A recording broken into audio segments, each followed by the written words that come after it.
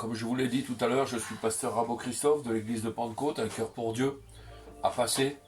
Nous faisons partie de deux fédérations différentes, le CLEF, le Conseil national des évangéliques de France, et la FEPEF.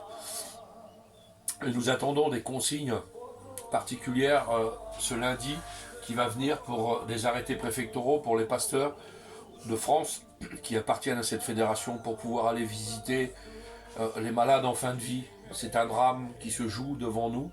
Nous ne pouvons pas aller voir les malades, les gens meurent seuls. C'est une tristesse profonde. Ce qui nous arrive là, c'est quelque chose d'extraordinaire. Et nous voulons avoir un mot du Seigneur ce matin, un encouragement pour chacun d'entre nous. Et nous allons partager la parole du Seigneur ce matin ensemble. Nous allons nous réjouir autour de la parole du Seigneur. Nous allons nous exhorter autour de la parole du Seigneur, parce que seule la parole du Seigneur est vivante. Elle est oui et amen. Et ce matin, j'aimerais vous rappeler quelque chose, c'est que le Dieu que nous servons n'a pas peur de la mort ce matin. C'est pourquoi il s'appelle la résurrection. Dieu n'a pas peur de la maladie, c'est pourquoi il s'appelle la guérison ce matin. Dieu n'a pas peur des ténèbres, c'est pourquoi il s'appelle la lumière ce matin. Seigneur, qu'on puisse marcher dans la lumière ce matin. Ce matin aussi, j'aimerais vous dire que le Dieu de la pauvreté, celui qui s'est dépouillé de toutes les richesses du ciel, il s'est appauvri afin que nous soyons enrichis ce matin. Et les ténèbres et la lumière, les ténèbres étaient en premier, c'est vrai. Mais pourtant, la lumière a gagné ce matin. Et nous voulons proclamer le changement ce matin pour nos vies. Alléluia. Ce matin, nous allons nous exhorter parce que l'heure est grave. L'heure était grave. Et j'aimerais faire un point d'information avec vous. Premièrement, pour les chrétiens de notre église, à nous, PCD, bien sûr. Pour les églises universelles dans la France entière. Pour les églises du monde entier. Pour les chrétiens de France et d'ailleurs. Et nous voulons... nous saluons chaleureusement tous les disciples de tous nos collaborateurs qui nous écoutent sur notre chaîne YouTube, que ce soit sur notre site Facebook Live, Pasteur Rabo Christophe, avec une assiduité. Je remercie tous ces gens qui nous regardent. Nous voulons partager la parole du Seigneur. Ce n'est pas parce que nous sommes confinés que nous ne pouvons pas travailler pour Dieu. Amen. Nous nous adaptons par rapport aux conditions actuelles du confinement et nous voulons remercier le Seigneur pour les moyens Internet qu'il nous fournit pour communiquer et continuer à propager l'Évangile. Et cela permet de nous assurer un bien-être spirituel pour tous les chrétiens qui nous suivent. Nous sommes en tant que pasteurs responsables d'âmes qui sont immortelles et éternelles. Et c'est quelque chose d'important. Et le temps est trouble et rempli d'incertitudes. Nous le voyons. Les bouleversements sont là, les changements, et toutes les conditions parlent très fort dans nos vies, dans nos cœurs ce matin. Le trouble s'est installé. Et une chose au milieu de ce brouhaha, une chose au travers de tous ces troubles, une chose au travers de tous ces tumultes, une chose est certaine, c'est que Dieu, premièrement, permette, et ça je le répète, que Dieu permette que ces choses arrivent. Je m'explique. Nous avons eu un enseignement il y a 15 jours sur les 5 hauts points que je vous avais apportés sur l'Apocalypse. Et rien de ce qui arrive sur la terre n'a été prémédité dans le ciel. Nous savons avec certitude que cette vague actuelle fait pleinement et totalement partie de la peinture, je dirais, de la tapisserie, du défilé, des événements prédits par la Bible à la fin des temps. Et nous sommes à la fin des temps. La Bible nous enseigne ces choses-là. Et nous y sommes.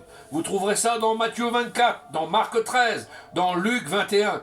Ces 3 grands chapitres eschatologiques dans la Bible nous parlent de très mauvais temps de guerre, de bruit de guerre, de séduction, mais aussi de quelque chose que nous avons oublié ou que nous avions oublié. Et nous allons le voir ensemble ce matin, ou qui était passé un petit peu inaperçu dans nos vies. On s'était habitué au bruit de guerre, on s'était habitué au brouhaha, on s'était habitué au coup bas, on s'était habitué à toutes ces choses, à la séduction. Nous avons été enseignés là-dessus. Mais quelque chose de particulier que nous n'avons peut-être pas pris en considération, c'est que la Bible parle qu'il y avait aussi en divers lieux, et nous allons le voir ensemble, en divers lieux, chaque mot a son importance capitale dans la Bible, des pestes en divers lieux, c'est-à-dire des contagions et des épidémies.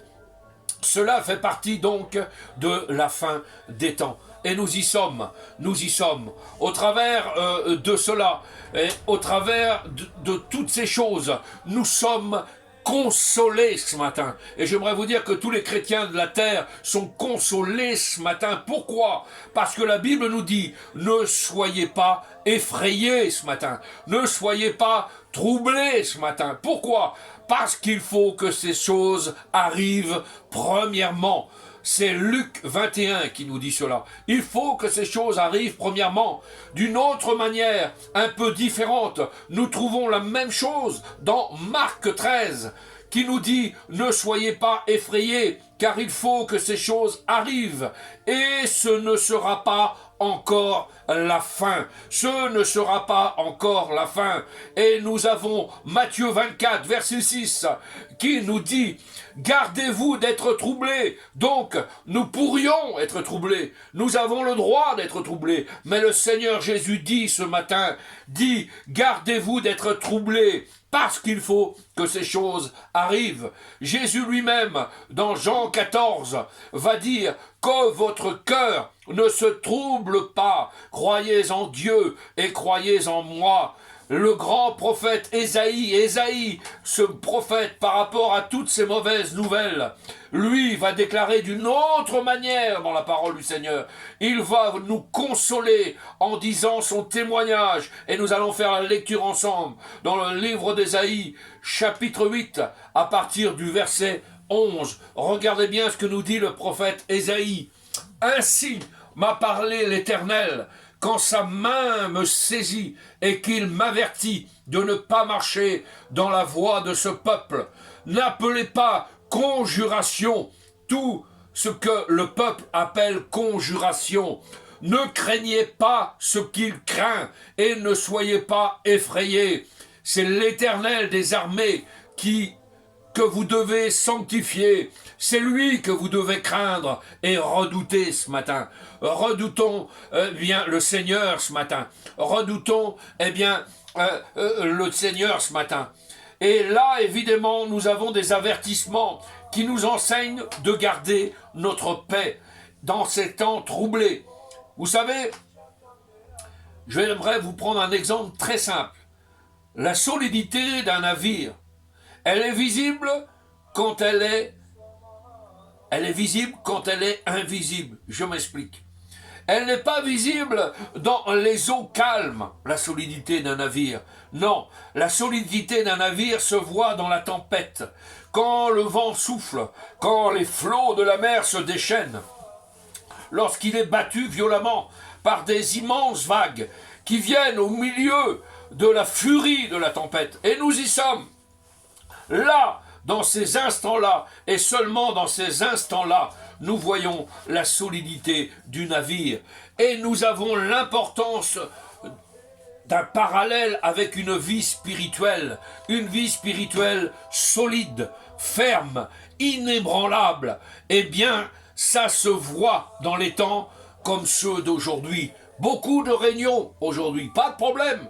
Le Seigneur parle tantôt d'une manière et tantôt d'une autre. Merci pour les conversions, merci pour les cœurs qui se donnent à Dieu, mais pas dans n'importe quelle condition. On ne vient pas à Dieu par la peur du monde, on vient à Dieu parce qu'on aime Dieu et qu'on a la sainte crainte de Dieu.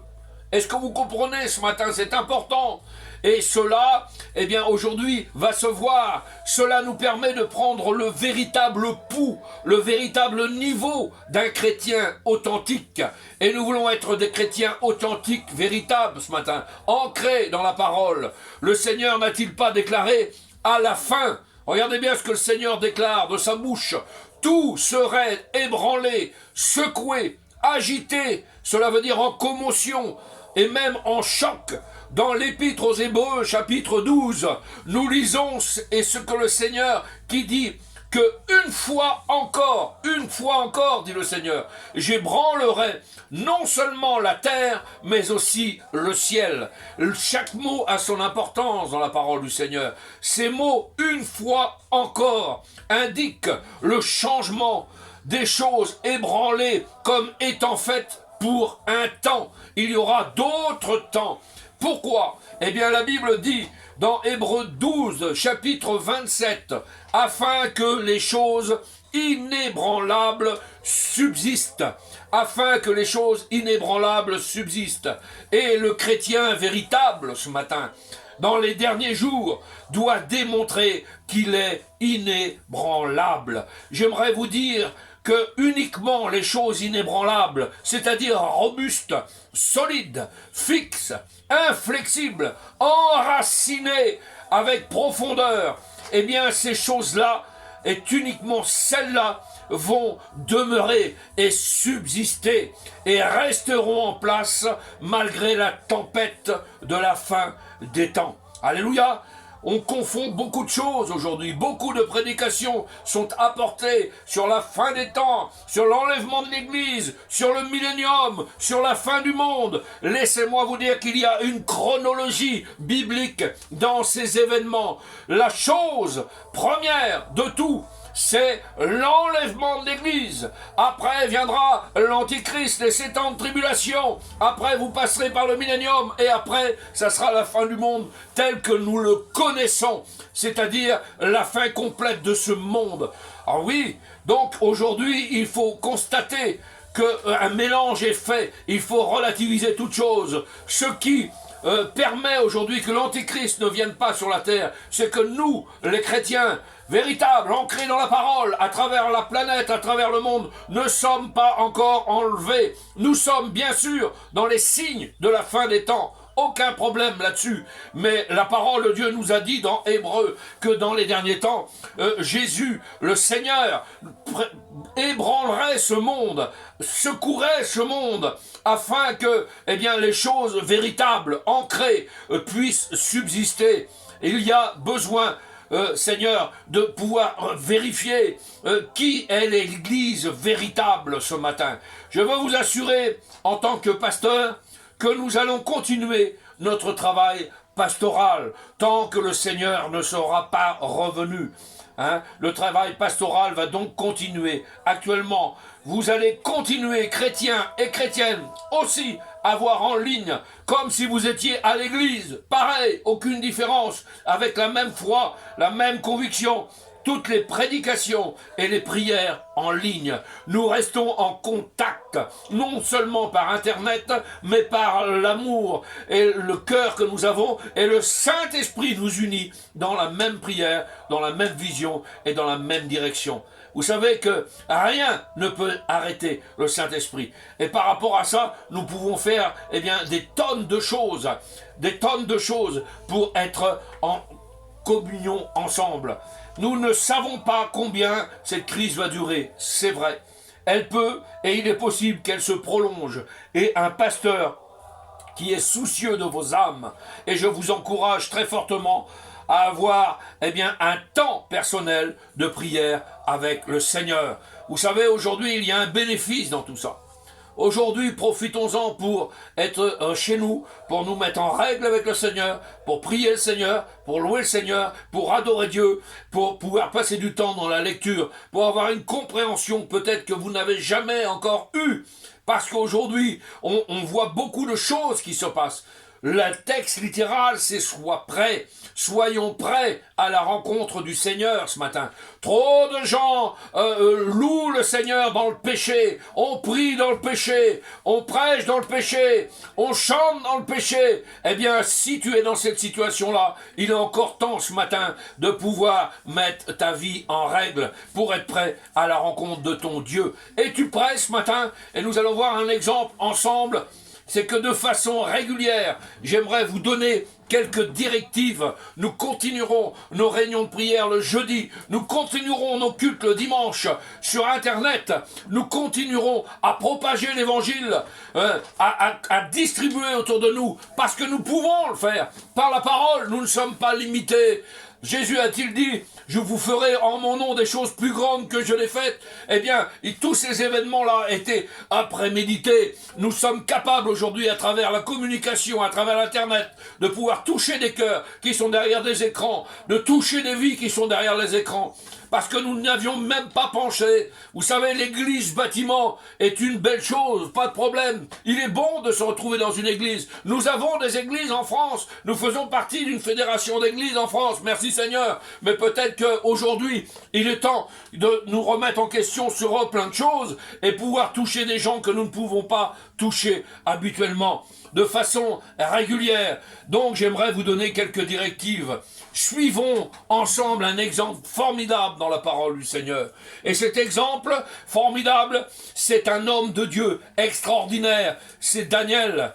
C'est Daniel, cet homme de Dieu à Babylone, dans Daniel, verset 10. Et on va le voir ensemble. Chapitre 6, verset 10, regardez ce que nous dit la Bible.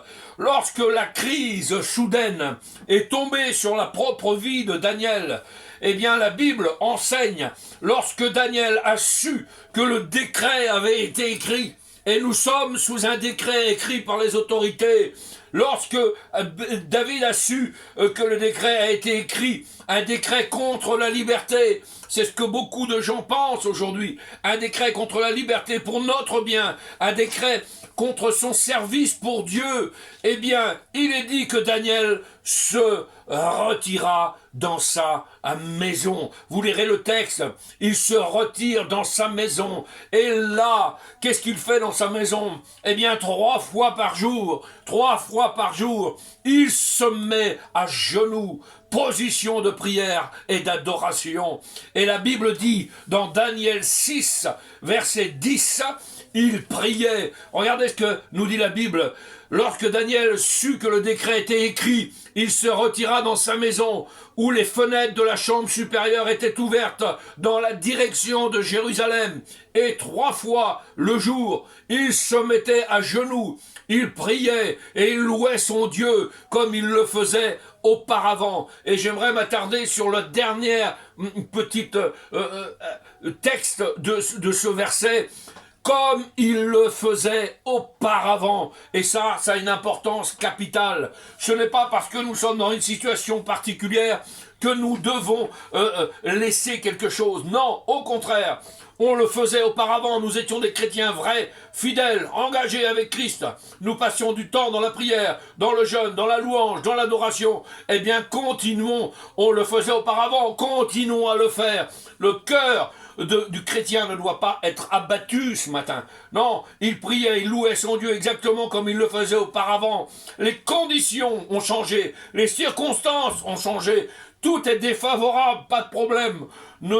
Mais tout ce qui est nos habitudes ne doivent pas changer. Nos habitudes spirituelles ne doivent pas changer. Et notre discipline chrétienne ne doit pas changer. C'est-à-dire notre vie de prière, notre vie de louange, notre vie d'adoration. Que les mauvais jours que nous vivons ne puissent jamais changer notre vie personnelle avec le Seigneur. Jamais. L'expression de la Bible dans ce verset, c'est « comme il le faisait auparavant ». Et donc, nous devons plus que jamais continuer à crier Dieu, à l'adorer et à le servir avec paix et avec joie, ayant une persévérance dans nos bonnes habitudes de vie chrétienne. J'aimerais aussi vous inciter à être un bon exemple, malgré que nous sommes confinés, à être un bon exemple. De quoi? De sérénité, d'équilibre et même de joie et d'allégresse à travers ces moments compliqué. Il est vrai que nous voyons s'approcher le jour du retour de Jésus.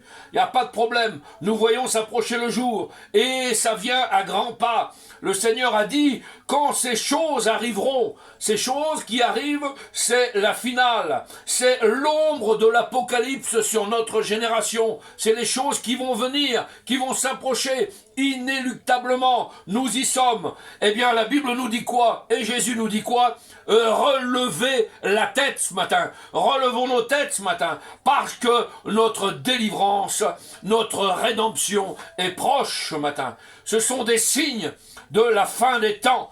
L'ombre des révélations de l'Apocalypse sur notre génération. Et ce matin, nous voulons, être prêts à ces choses-là. Relevons la tête, chrétiens. Relevons nos têtes, chrétiennes, parce que notre délivrance est proche. Mais le temps qu'il nous reste sur cette terre, passons le temps à louer, à adorer, à témoigner à travers les prières. Vous savez, dans la tempête, quand on voit quelqu'un qui est calme, qui prie son Dieu, qui n'est pas angoissé, qui a toujours cette paix, cette sérénité, c'est une lumière autour de lui. Il brille et nous interpellons la vie de ceux qui sont désemparés autour de nous. Et nous avons besoin plus que jamais. Et j'aimerais finir avec vous sur le livre des psaumes qui nous exhorte à ne rien redouter. Nous ne devons rien redouter en tant que chrétiens vrais, ancrés. Nous ne devons rien redouter. Le psaume 91, et nous allons le lire ensemble si vous voulez bien. On va se réjouir ce matin ensemble. Le psaume 91, regardez ce que nous dit le psaume 91. Merveilleux, merveilleux psaume. Psaume 91, 1 à 6. Psaume 91, à 6. Celui qui demeure sous l'abri du Très-Haut repose à l'ombre du Tout-Puissant ce matin. Je dis à l'Éternel, et levons nos voix ce matin, mon refuge, ma forteresse, mon Dieu, en qui je me confie, car c'est lui qui te délivre, c'est lui qui te délivre du filet de l'oiseleur ce matin, de la peste, vous avez bien compris, de la peste et de ses ravages. Il te couvrira de ses plumes et tu trouveras un refuge sous les ailes du Seigneur ce matin. Sa fidélité est un bouclier et une cuirasse. Tu ne craindras ni les terreurs de la nuit, ni la flèche qui vole le jour, ni la peste, deuxième fois, ni la peste qui marche dans les ténèbres, ni la contagion qui frappe en plein midi. Amen. Nous servons un Dieu merveilleux. La foi du psalmiste en son Dieu tout-puissant, son protecteur, la porte au travers des dangers et des craintes de la vie ce matin, et ce devrait aussi être notre cas. Nous avons confiance dans le Seigneur pour échanger toutes nos craintes, aussi fortes soient-elles, contre la confiance en Dieu. Nous devons habiter et nous reposer en lui à travers ce merveilleux psaume 91, verset 1. Oui, nous devons habiter et reposer à l'ombre du Tout-Puissant ce matin, nous placer sous sa protection et veiller à lui rester attachés chaque jour. Et le meilleur moyen d'assurer ces choses-là ce matin, d'assurer notre sécurité ce matin, c'est de rester calme, zen. Et vous savez, j'ai eu l'occasion de vous parler de la vraie vie d'un chrétien, et ce matin, j'aimerais que ceux qui nous écoutent puissent dire, on a une foi équilibrée, nous sommes des chrétiens équilibrés. Est-ce que nous avons tout assimilé dans les choses chrétiennes? Nous avons pris la croix, bien sûr, nous avons compris la croix, la prédication de la croix, face A et face B, une foi équilibrée, non pas trop sur la grâce, mais ni sur le légalisme, l'Ancien Testament. Être un modèle, soyons des modèles ce matin, malgré les problèmes et les difficultés. Vous trouverez ça dans 1 Timothée 4, verset 12. Modèle en parole, en conduite, en charité, en foi et en pureté. Ce matin, notre foi va être mise à l'épreuve, mais les 3 lettres de la foi merveilleuses. F-O-I, la foi, force, obéissance, intégrité envers notre Seigneur. Nous avons été non pas laissés à l'abandon, nous avons les armes de Dieu, vous trouverez tout ça dans Éphésiens 6, verset 13. Nous avons cette ceinture de vérité, cette cuirasse de justice, les chaussures du zèle, le bouclier de la foi, le casque du salut et l'épée de l'esprit. Ayons aussi de la sagesse ce matin. Ne soyons pas des chrétiens. Quand je vois certains chrétiens aujourd'hui qui se précipitent dans les magasins, qui font presque du pillage et qui se revendiquent être des chrétiens. Non, non, soyons sages, soyons en paix, soyons tranquilles ce matin.